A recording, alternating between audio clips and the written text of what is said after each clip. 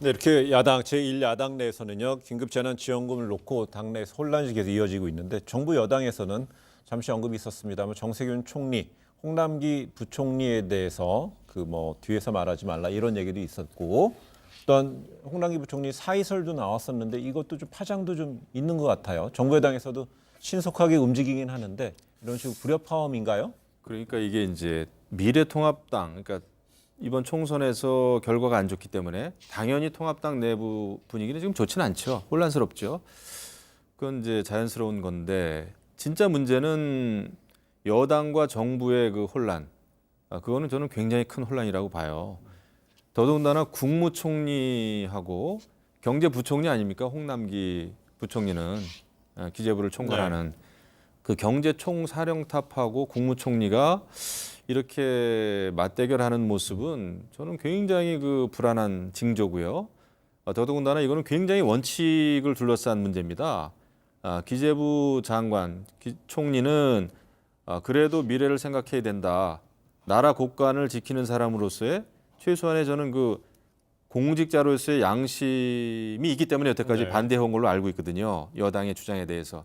그런데 이것을 총리가 정치인 출신의 총리가 마치 총선 이후에 이제 막강한 힘이 생겼죠. 이런 상황에서 힘으로 밀어붙이는 것 같은 이런 양상은 저는 앞으로도 굉장히 안 좋은 선례라고 봐요. 예.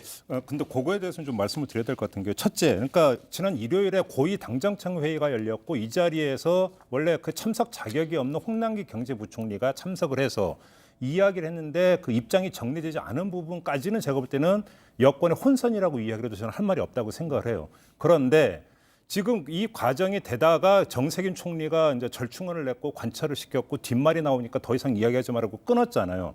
그건 힘으로 밀어붙인 게 아니고요. 지금 헌법에 명시되어 있는 총리로서의 내각 통할권을 행사를 한 거예요. 그러니까 상급자가 하급자에게 분명히 업무상 지시를 내린 거라고 봐야 되는 거죠. 그런 점에서는 오히려 내각을 통할하는 총리의 어떤 그 결단력, 그다음에 통솔력 이렇게 평가를 해야 되는 거지.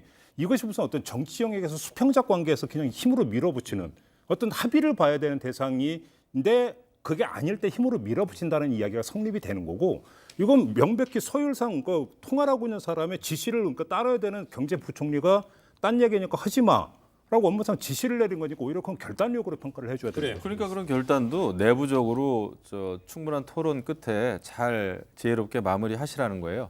전 국민이 들을 수 있도록 언론을 통해서 뒷말하지 마라. 이것도 조선시대죠. 알겠습니다. 이 정도까지 이야기하겠습니다.